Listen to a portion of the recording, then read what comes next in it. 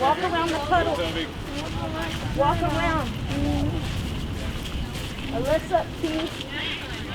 Hi, my name's Fatima Grayson. I work as a special ed assistant, BII, at Chatsworth High School. I started working in special ed when I was working with a student in an after-school program who had diabetes. And one day his sugar dropped to 13. And I was able to recognize that he needed help and took care of his needs. And then we called the parent, and then the mother suggested that I would work with him in the classroom. And I was able to complete my hours with that student. And then I was bumped him to assistant. I'm actually working with intellectual disability students right now. We're in a community-based instruction program. So we go out into the community and it gives them, life skills is what we're teaching them throughout the weeks. There you go. You get this one? Alyssa, can I get more bags, please? Daniel, go ahead. So in our program, we do coffee cart, and the students, we make our own cookies from scratch, and we make brownies, and they help measuring the ingredients, and then we package them up and we go to certain classrooms.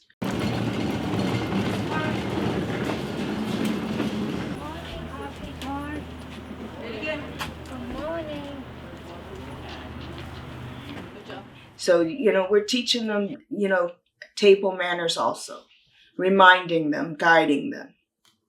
Not only are they, when I'm there, they're eating, some of them they're prone to choke. So that's one of the reasons why I'm at close proximity with them. Okay.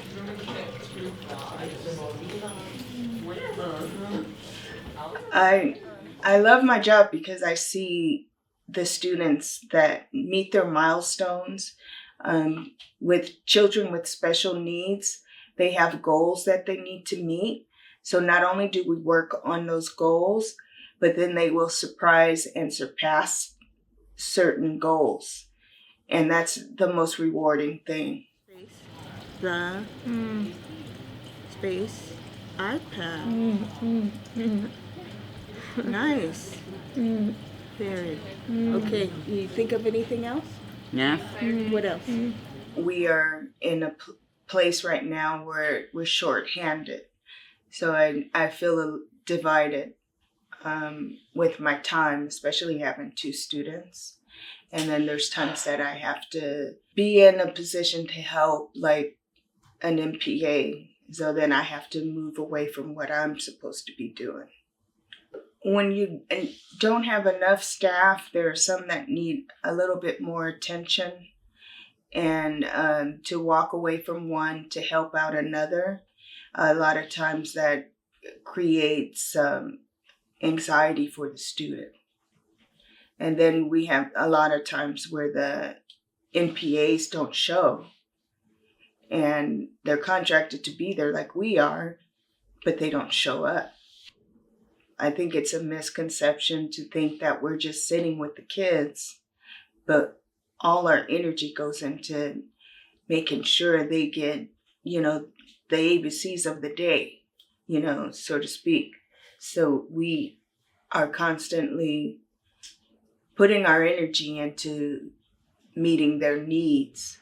We do have some training, but I have to say for the seasoned classified worker, it's a lot of, learning on your own and then placing that back into your classroom where you work.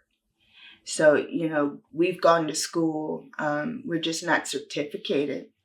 A lot of us do have degrees, and it's a misconception that we're babysitting. Have meaning behind it. I just don't do it just to do it. Well, sometimes I do. You push the button. I'm a single mom. I have an 18-year-old daughter who's a senior, And she's been with LAUSD since kinder. So we're happy to get to this point in her academic career. My daughter is going to a junior college, and she's an artist, and she wanted to go to a four-year university to a CalArt program. However, it's expensive, so we're going to do the junior college route for a couple of years and transfer over. Waiting for an opportunity to move forward with our wages has been very difficult because they hold back. We work about 10 months out of the year, and now there's more days that are unpaid. It's accelerated days, unassigned days. I mean, they just show up. Over the winter break, there was 2 days of unassigned days that weren't on the calendar, and that was hurtful. We tend to get behind with the wages that we have, and then we catch up, tax season, and that's been a vicious cycle for me. Well, I pay the bills that I can, and it usually leaves me $200 for 2 weeks. We get paid bi-monthly, and it's gas or groceries for me at this point. So we don't get to do the things that I'm used to doing, like maybe enjoying a night out for dinner or going to the mall. We have to sacrifice a little bit. We wait. It's a huge sacrifice. I drive a car that's 22 years old, and it's time for me to get a new one, but I can't on my wages. We are living basically poverty. We're at a poverty level. Most of us have worked 2 jobs just to make it. Some of us work constantly 2 jobs. I've been in that position, but then also I've been having to not work a second job so I could be there for my daughter. And they don't understand paycheck to paycheck. I would say, hey, take my paycheck and live off of it. See if you can handle housing, groceries, necessities like a car, cell phone bill. I mean, that's a necessity, and we don't take lavish vacations and do things that are, out of the ordinary on what we make. I love what I do, and I appreciate all the time that I've worked with the district. However, even what we've been going through the last 3 years with the pandemic and inflation, there have been so many people. I understand why they just walk off the job.